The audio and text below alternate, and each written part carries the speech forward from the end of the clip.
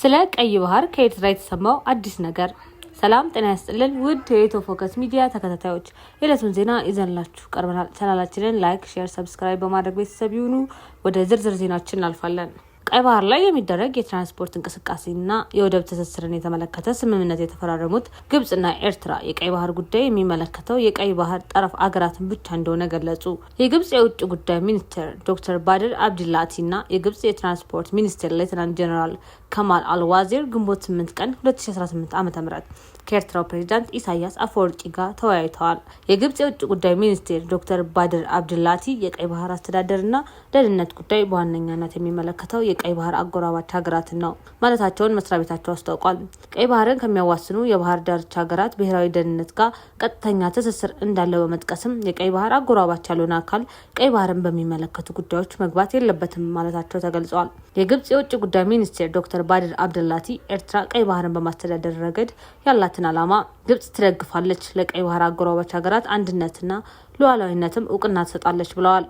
የኤርትራው የማስታወቂያ ሚኒስቴር የማነ ገብረ መስቀል በኤክስ ገጻቸው ባሰፈሩት ጽሁፍ ሁለቱ ሀገራት የባህር ላይ የትራንስፖርት ስምምነት የተፈራረሙት በነጻነት የሚመራ የዓለም አቀፍ የባህር ትራንስፖርት እንቅስቃሴን መርህ መሰረት በማድረግ በዘርፉ ትብብርን ለማጠናከር እንደሆነ ጠቅሰዋል።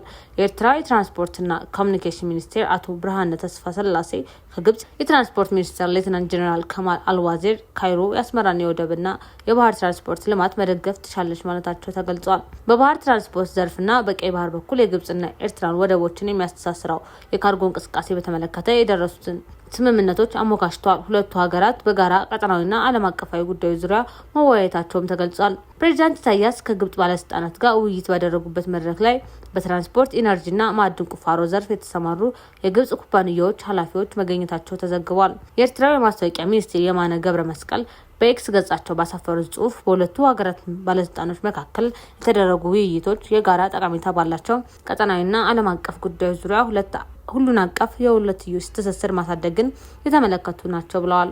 የፕሬዝዳንት ኢሳያስ በኤርትራ እና በግብጽ መካከል ሁሉን አቀፍ ትስስር ማጠናከር ለሁለቱም ሀገራት ዜጎች የጋራ ጥቅም የሚያስከብር መሆኑን አስምረውበታል ሲሉም የማስታወቂያ ሚኒስትሩ አክለዋል። ኤርትራ ከግብጽ የንግድ ተቋማት ጋር የጋራ ፕሮጀክቶች ላይ ለመሳተፍ ዝግጁ መሆኑንም ጠቅሰዋል። ከኤርትራና ከግብጽ በኩልም የወጡ መግለጫዎች የካይሮ ባለስልጣናትን ጉብኝት የሁለቱ ሀገራት የወንድማማችነት ትስስርና ትብብር ማሳያ በማለት ነው የገለጹት። ሁለቱ ሀገራት የንግድና የምጣኔ ሀብት ትስስርን ማጠናከር እንደሚሹም ተመልክተዋል። ያለፈው ዓመት መባቻ ላይ የኤርትራው ፕሬዝዳንት ለይፋዊ የስራ ጉብኝት ወደ ካይሮ መቅናታቸው ይታወሳል። ከኢትዮጵያ ጋር በታላቁ የህዳሴ ግድብ የምትወዛገበው ግብጽ ከአስመራ ጋር ያላትን ግንኙነት እያጠናከረች መጥታለች። ኢትዮጵያ የቀይ ባህር ፍላጎቷን በተደጋጋሚ መግለጿን ስትቀጥል ከኤርትራ ጋር ያላት ግንኙነትም ውጥረት አጥልቶበታል። በሌላ በኩል በኢራን ጦርነት ምክንያት የሆርሙዝ ወሽመጥ መዘጋት ያሳሰባት አሜሪካ የኤርትራን ማዕቀቦች እንደምታነሳ ተገልጿል። ይህም ኤርትራን የቀይ ባህር ስትራቴጂ አጋር የማድረግ አካል እንደሆነ ይታመናል። አሜሪካ ኢትዮጵያ ላይ የተጣለውን የመሳሪያ ማዕቀብ አንስታለች። ባለፈው ሳምንት ከአሜሪካ ጋር የመከላከያ ትብብር የሁለትዮሽ መዋቅራዊ ምክክር ማዕቀፍ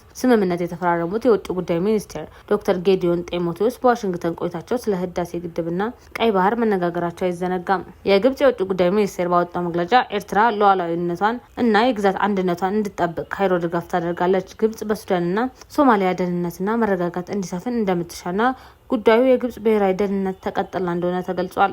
በተጨማሪም ሁለቱ ሀገራት የምጣኔ ሀብትና የንግድ ስራቸውን ከሚያጠናክሩባቸው ዘርፎች መካከል የማዕድን፣ የትራንስፖርት፣ የመድኃኒት አቅርቦትና የአሳ ምርት ተጠቅሰዋል።